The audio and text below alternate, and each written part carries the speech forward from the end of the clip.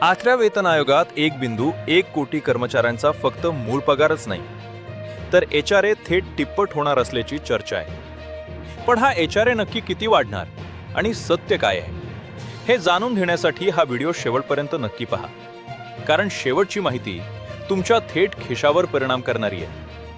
तर मित्रांनो, समजून घेऊया की हा एचआरए नेमका वाढणार कसा। सरकारी नियमानुसार एचआरए हा नेहमी तुमच्या बेसिक सॅलरीशी जोडलेला असतो।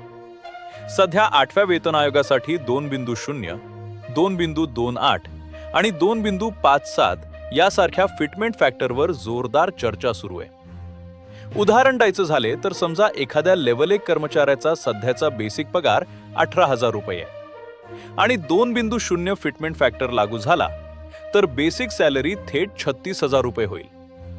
आणि जर 2.57 फिटमेंट फॅक्टर लागू झाला तर हाच पगार 46,260 रुपये पोहोचेल। पण जरा थांबा, मूळ खेळ तर एचआरएच्या टक्क्यांमध्ये लपलाय। मुंबई, दिल्ली, पुणे यांसारख्या मोठ्या शहरांमध्ये घरभाडे गगनाला भिडले। त्यामुळे all India NPS employees association आणि इतर कर्मचारी संघटनांनी सरकारकडे एक अतिशय आक्रमक मागणी केली आहे। त्यांच्या मते सध्याचं एचआरएचं दर खूपच कमी आहेत, म्हणून एक्स श्रेणी शहरांसाठी एचआरए थेट 36% ते 40% पर्यंत वाढवला पाहिजे। म्हणजेच उच्च अधिकाऱ्यांचा एचआरए दरमहा तब्बल 43,250 रुपयांपर्यंत पोहोचू शकतो। ज्या आकड्यांची आणि 36% एचआरएची आपण चर्चा करत आहोत, त्याबाबत सरकारनं किंवा 8व्या वेतन आयोगानं अजूनही कोणताही अंतिम निर्णय घेतलेला नाही।